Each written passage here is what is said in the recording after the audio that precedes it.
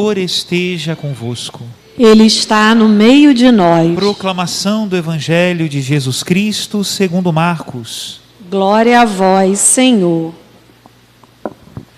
Naquele tempo, Jesus saiu de Jericó, junto com seus discípulos e uma grande multidão. O filho de Timeu, Bartimeu, cego e mendigo, estava sentado à beira do caminho. Quando ouviu dizer que Jesus, o Nazareno, estava passando, começou a gritar: Jesus, filho de Davi, tem piedade de mim.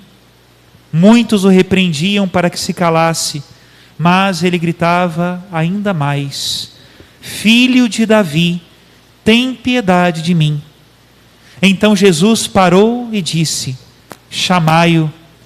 Eles o chamaram e disseram: coragem, levanta-te, Jesus te chama.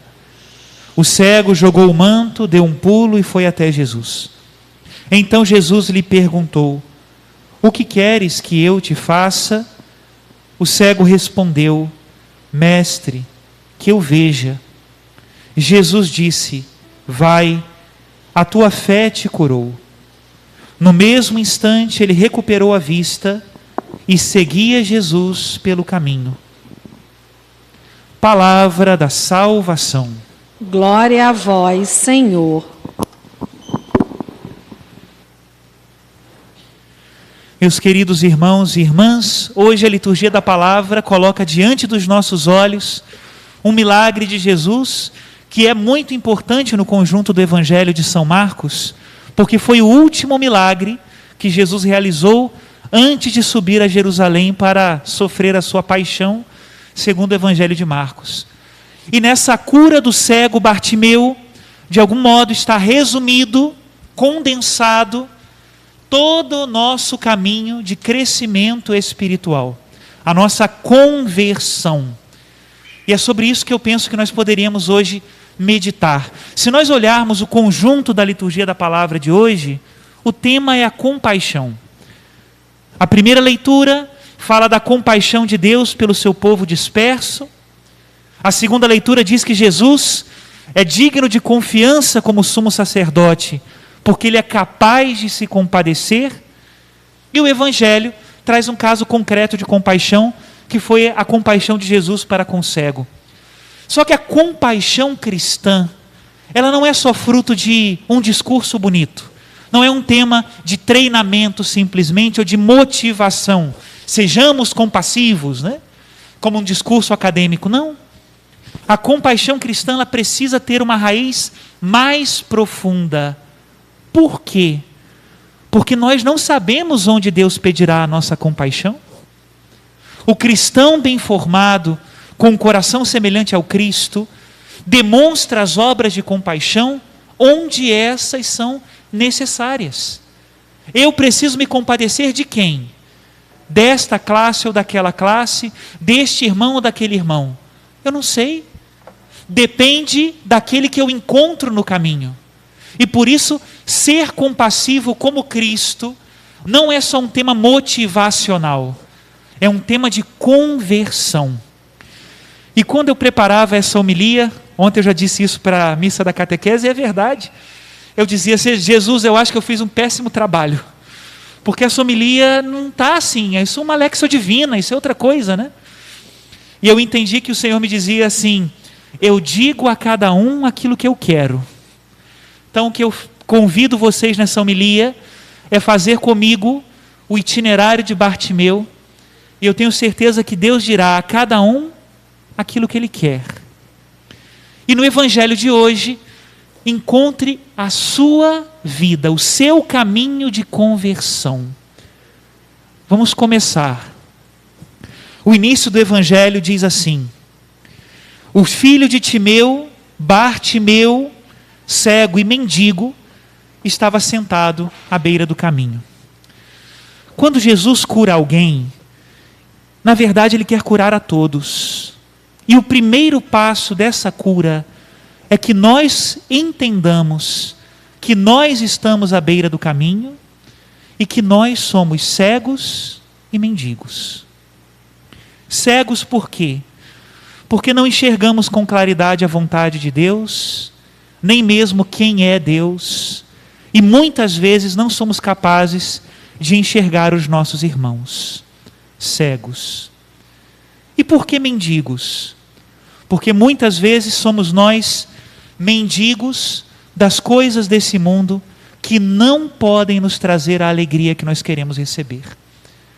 Quantas vezes nós andamos com a mão estendida nesse mundo, buscando e mendigando felicidade daquilo que não pode nos dar a felicidade. A soberba, a vaidade, uma vontade própria teimosa que não se dobra à vontade de Deus, uma negação daquilo que Deus me pede aqui e agora na minha família, né? Às vezes os vícios, às vezes as ilusões, o entretenimento. Somos mendigos e precisamos começar dessa convicção. Muitas vezes os retiros que nós fazemos, as pregações que nós ouvimos, aqueles momentos que nós vamos de conversão, né? A pregação querigmática da igreja só tem essa missão: quebrar a nossa armadura para que nós possamos enxergar quem nós somos de verdade. Daí começa toda a cura. Olha para você. Quantas vezes, agora mesmo, eu sou aquele que está à beira do caminho, cego e mendigo. E o Evangelho continua. Quando ouviu dizer que Jesus o Nazareno estava passando, começou a gritar: Jesus, filho de Davi, tem piedade de mim. Uma vez que o Senhor quebra a nossa armadura de autossuficiência, de arrogância, abre os nossos ouvidos e nós ouvimos a palavra de Deus. São Paulo vai dizer que a fé vem pelo ouvido, porque é isso mesmo. Quantas forças nós temos que colocar na igreja, na catequese e na pregação? Porque a fé vem pelo ouvido. Eu preciso ouvir a palavra e permitir que a palavra encaixe no meu coração. Eu imagino que vocês já fizeram essa experiência, eu faço todos os dias praticamente. Às vezes você escuta uma palavra várias vezes, a sua vida inteira você já ouviu aquela palavra, mas chega um momento em que parece que a palavra encaixa, parece que ela faz sentido, parece que ela foi escrita para mim, e ela foi escrita para você. E desde a eternidade, na sabedoria de Deus, Ele já sabia que aquela inspiração, que aquela escritura seria para você. E nós precisamos nos encontrar com essa palavra que é para mim. Depois que Ele quebra a minha armadura e eu entendo que eu sou um mendigo de Deus, eu começo a ter sede de ouvir a palavra. E a palavra me resgata. O cego Bartimeu, porque era judeu, foi lá no Antigo Testamento: filho de Davi. Você vai aonde quando a palavra de Deus toca o seu coração? Qual é o momento da sua vida que ela resgata e leva para diante de Deus? Esse é um segundo momento da conversão, e que nós precisamos passar por ele. Vem agora o terceiro. Muitos o repreendiam para que se calasse, mas ele gritava mais ainda: Filho de Davi, tem piedade de mim. Uma vez que nós ouvimos a palavra de Deus, nós começamos a perceber aquela multidão que nos manda ficar calados, né? É quando nós percebemos o preço que nós temos que pagar para sermos cristãos. Às vezes, tomar uma determinada postura que é boa, justa, santa e simples, mas que incomoda as pessoas do meu convívio. Às vezes, entender que eu tenho que deixar um vício, que eu tenho que mudar de atitude, que eu tenho que ser mais humilde. É a hora das dificuldades. Jesus Cristo, na parábola do semeador, ele elencava as dificuldades. Ele dizia: as perseguições por causa da palavra, o desânimo, as preocupações da vida, a sedução das riquezas, a cobiça dos bens, tudo isso que antes estava na sua vida e você nem notava, agora se tornou seu inimigo. E é como se nós nos colocássemos numa encruzilhada. Para onde eu vou? Eu sigo a Cristo ou eu desisto do caminho? Eu vou ou eu fico? Eu dou o passo ou eu não dou o passo? Essa é uma encruzilhada importante. Essa é uma decisão importante. E que nós precisamos tomá-la. O grande problema desse momento da encruzilhada, do decidir por Deus, aquele Deus que quebrou a minha armadura e me fez ouvir a sua palavra, o grande problema é que muita gente para aqui. Esse é o momento em que muita gente desiste e vai embora. E outra coisa que talvez seja pior, esse é o momento em que muita gente se acostuma com a encruzilhada. Vem à igreja, a palavra de Deus o fere todo santo dia, ou todo santo domingo, mas a pessoa continua recebendo golpe e não toma a sua decisão. É como se sentasse na encruzilhada esperando um carro passar, mas o carro não vai passar nunca.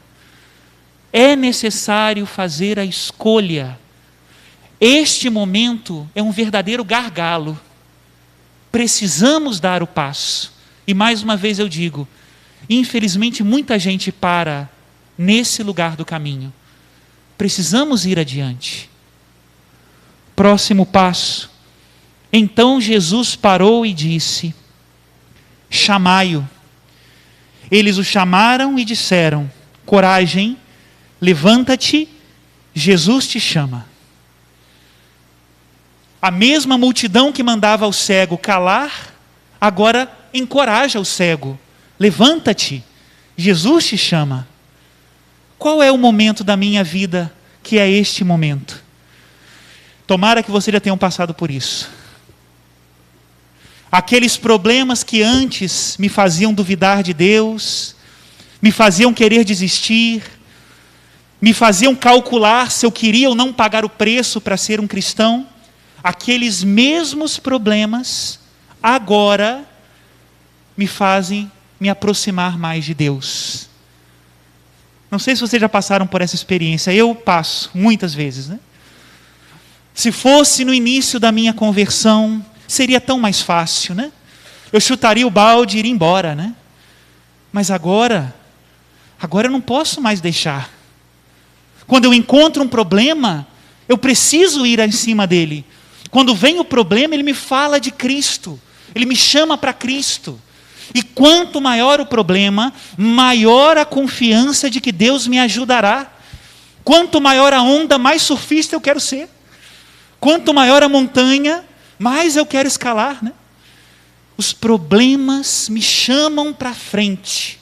Levanta-te, coragem. Jesus te chama. Meu irmão, minha irmã, se você já passou por isso, você está frito. Você não vai deixar Deus nunca mais.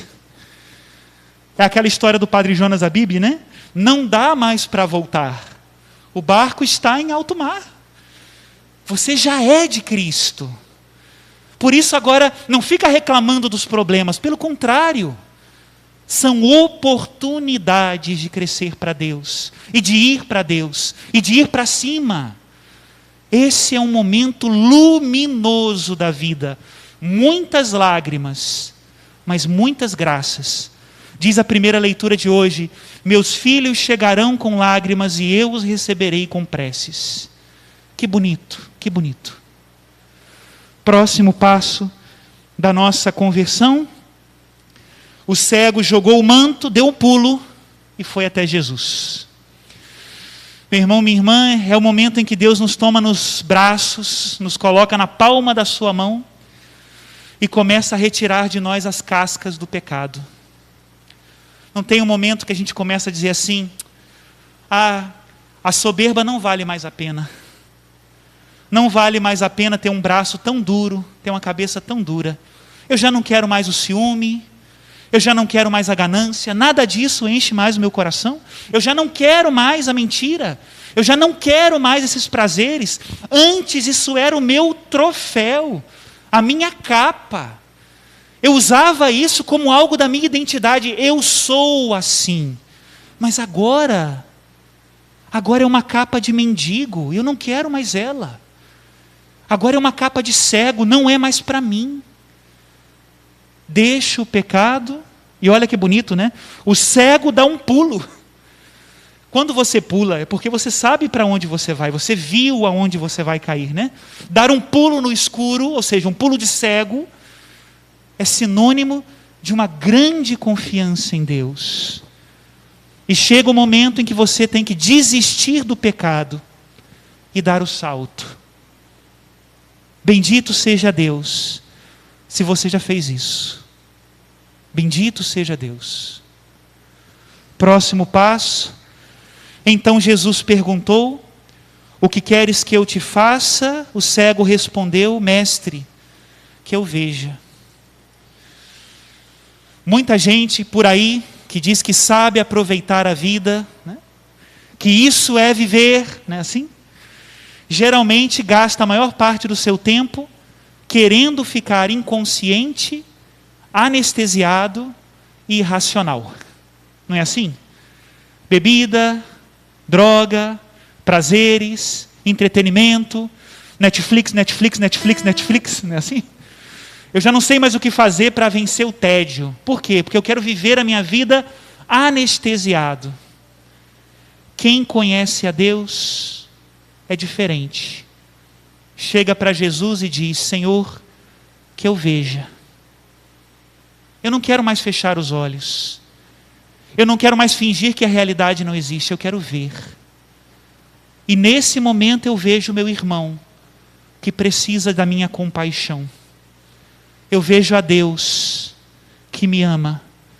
Eu vejo aquele que está no caminho como eu estava e quero levá-lo para Deus. Eu vejo a realidade e ela dói, mas eu a amo, porque eu começo a ter os olhos de Jesus.